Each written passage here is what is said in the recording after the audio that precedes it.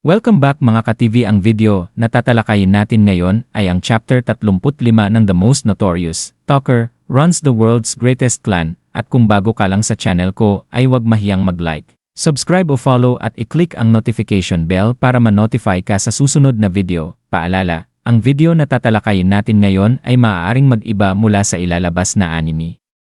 Hindi ko inaangkin ang mga drawing o anumang materyales na ipapakita. Ang layunin ko ay magpakita ng suporta at magbigay ng impormasyon tungkol dito. Ang lahat ng kredito ay nananatili sa mga orihinal na may-ari. Maraming salamat. Si Leon, ang matatag na pinuno ng SAV Winged Knights, ay pinamunuan ang kanyang koponan matapos makumpirma ang paglipol sa mga kasamahan ng Dantalion. Naghahanda para sa paparating na labanan. Sa kanilang pagkikita sa Dantalion, isang napakalaking nilalang na naglalabas ng nakamamatay na presensya. Agad na sinuri ni Leon ang lakas nito. Hindi tulad ng karaniwang mga halimaw, ang Dantalion ay may kakaibang kakayahang basahin ang isip na nagpapahirap sa sinuman na makapanlinlang dito. Pinagsama pa ito sa pambihirang lakas, bilis, at katalinuhan, kaya't nahihirapan ang SAV Winged Knights na makahanap ng epektibong estratehiya. Sa kabila ng hamon, nagawa ni Leon, gamit ang kanyang mahusay na daloy ng mahika, na tamaan ang Dantalion gamit ang kanyang makapangyarihang Divine Impact, na sinasamantala ang kahinaan nito sa mga sagradong katangian. Subalit, mabilis na gumanti ang halimaw, naghahagis ng mga bato na nagdulot ng malubhang pinsala, kabilang na ang pagkawala ng braso ni Ophelia, na nagtulak sa koponan sa mas delikadong kalagayan. Inutusan ni Leon ang pag-atras, habang pinoprotektahan ang kanyang mga kasamahan gamit ang Holy Shield at Iron Will. Habang nagkukubli sa loob ng isang proteksyon na hadlang, sinubukan ng koponan na magtipon muli. Sa pamamagitan ng healing skill ni Leon, muling naikabit ang nawalang braso ni Ophelia, ngunit hindi niya ito magamit ng maayos. Habang bumabagsak ang morale ng koponan, iminungkahi ni Caim ang isang desperadong plano. Gagamitin niya ang sarili bilang pain upang makadistract sa Dantalion na magbibigay kay Leon ng pagkakataong gamitin ang kanyang pinakamalakas na kakayahan, ang Seraphim Blade. Gayunpaman, napakalaki ng panganib ng plano dahil maaaring mawasak ang hadlang sa kalagitnaan ng laban, ilalantad ang buong koponan sa panganib.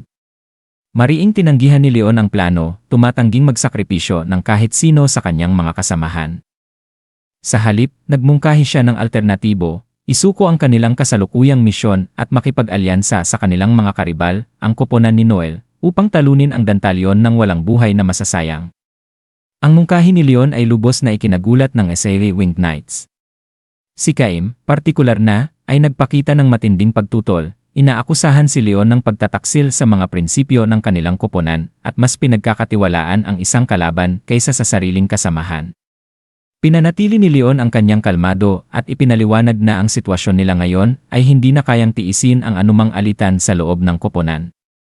Ang kanyang pahayag ng pagtitiwala kay Noel higit kay Caim ay lubhang sumugat sa huli, na nagdulot sa kanya ng pakiramdam ng pagkakanulo at pagkakahiwalay.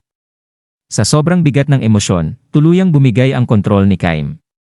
Sa kabila ng mga pagsisikap ni Leon na siya'y kalmahin, napuno si Caim ng galit. Sa isang hindi inaasahang kilos, hinugot niya ang kanyang punyal at sinaksak si Leon. Ang nakakagulat na pangyayari ay nag-iwan sa buong koponan na nagulantang, na sina Black Love at Ophelia, ay huli na para pigilan ito. Ang pagbagsak ni Leon ay nagmarka ng nakakasindak na punto ng pagbabago para sa SAV Winged Knights. Sa kanilang pinuno na malubhang nasugatan, ang kanilang pagkakaisa nawasak, at ang hindi mapigilang Dantalion na patuloy na nagbabanta, ang dating may pagmamalaking koponan ay nasa bingit ng pagguho.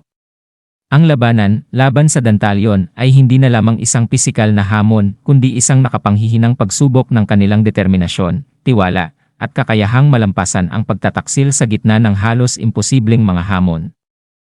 At dito nagtatapos ang chapter 35 ng The Most Notorious Talker. Gusto niyo ba ng chapter 36?